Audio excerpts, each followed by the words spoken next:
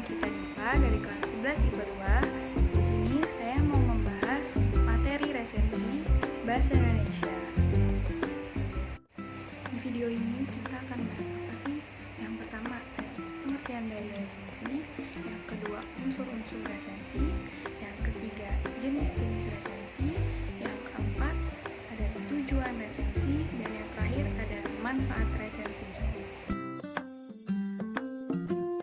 Kalian pasti nggak asing kan dengan kata resensi? Resensi itu berasal dari dua bahasa. Yang pertama dari bahasa Belanda, yaitu resensi. Yang kedua dari bahasa Latin, yaitu resentio, yang mengandung arti mengulas kembali atau melihat kembali. Kalau berdasarkan Kamus Besar Bahasa Indonesia, resensi adalah pertimbangan tentang isi buku. Jadi apa sih pengertian resensi secara bahasa? Pengertian resensi secara bahasa adalah ulasan atau pembicaraan mengenai suatu karya, baik buku, film, novel, ataupun karya lainnya. Nah, tadi kita udah bahas tentang pengertian resensi. Sekarang kita lanjut bahas ke unsur-unsur resensi. Di dalam resensi buku pasti ada hal-hal yang harus ditulis.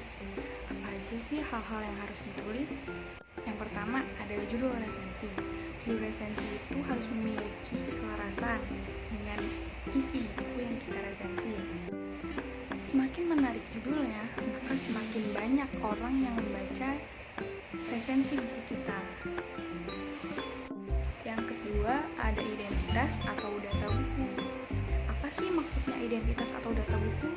Di setiap buku atau novel atau karya-karya lainnya pasti terdapat identitasnya. Terdiri dari apa saja identitas tersebut? Yang pertama ada judul buku, yang kedua ada nama pengarang, yang ketiga ada nama penerbit, yang keempat tahun terbit dan cetakan, yang kelima tebal buku, dan yang keenam ada harga buku. Harga buku ini fleksibel, bisa dimasukkan, bisa juga tidak.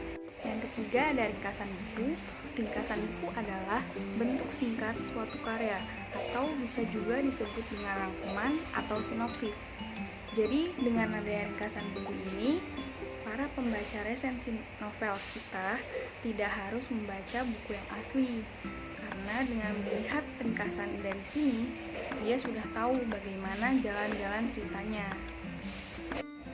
Selanjutnya ada inti atau isi dari resensi. Nah, di sini kita menyebutkan kelebihan atau kekurangan dari buku yang kita resensi. Contohnya kayak gimana sih? Di sini saya punya satu novel. Contoh kelebihan dari novel ini, alur ceritanya yang menarik dan unik karena konflik di dalamnya, dan juga tidak membuat para pembaca kebingungan karena dijelaskan secara rinci. Dan contoh kekurangannya, tidak adanya biografi penulis di belakang halaman novel ini. Nah, udah tahu kan gimana contoh kelebihan dan kekurangannya? Nah, yang terakhir ada penutup. Penutup berisi apa sih? Penutup berisi yang pertama ada alasan mengapa buku tersebut ditulis, kepada siapa buku tersebut ditulis, serta saran dan kritik kepada penulis dari sang penulis resensi. Oke, tadi pengertian resensi udah, unsur-unsur resensi juga udah. Kita lanjut ke jenis-jenis resensi. Resensi itu ada 3 jenis. Yang pertama resensi informatif, yang kedua resensi deskriptif, dan yang terakhir resensi kritis. Apa sih pengertian dari masing-masing resensi ini? Mari kita bahas. Yang pertama ada resensi informatif. Apa sih resensi informatif? Resensi informatif adalah resensi yang hanya menyampaikan isi. Jadi resensi secara singkat dan umum dari keseluruhan karya. Yang kedua ada resensi deskriptif.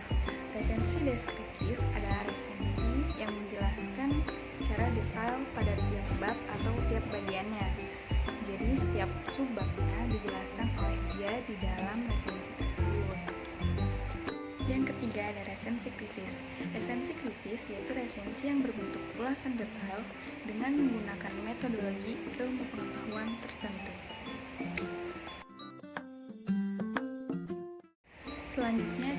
tujuan penulisan resensi.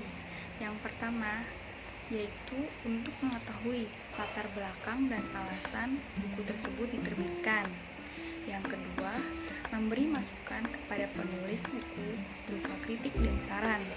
Yang ketiga, agar bisa memberi pemahaman dan informasi tentang isi buku yang diresensi. Yang keempat, memberi sugesti kepada para pembaca, apakah buku atau film tersebut patut dibaca atau ditonton. Dan yang kelima, menguji kualitas buku dengan membandingkan terhadap karya dari penulis yang sama atau penulis lainnya. Yang terakhir, kita akan membahas tentang manfaat dari resensi. Yang pertama, sebagai bahan pertimbangan, yaitu memberikan gambaran kepada para pembaca tentang suatu karya tersebut dan memperkenalkan kepada mereka atas karya-karya itu. Yang kedua, nilai ekonomis, yaitu mendapatkan uang atau imbalan serta buku-buku yang diresensikan secara gratis dari penerbit buku apabila resensinya dimuat di koran atau di majalah. Yang ketiga, ada sebagai sarana promosi buku. Jika buku yang diresensikan adalah buku baru yang belum pernah diresensi, sehingga resensi merupakan media untuk mempromosikan buku baru tersebut. Yang terakhir, ada sebagai pengembangan kreativitas. Semakin sering kita menulis, maka semakin terasa kebiasaan menulis untuk setiap individu. Hal ini dapat mengembangkan kreativitas menulis. Cukup sekian pembahasan resensi dari saya. Kurang lebihnya mohon maaf bila ada kesalahan kata. Wassalamualaikum warahmatullahi wabarakatuh.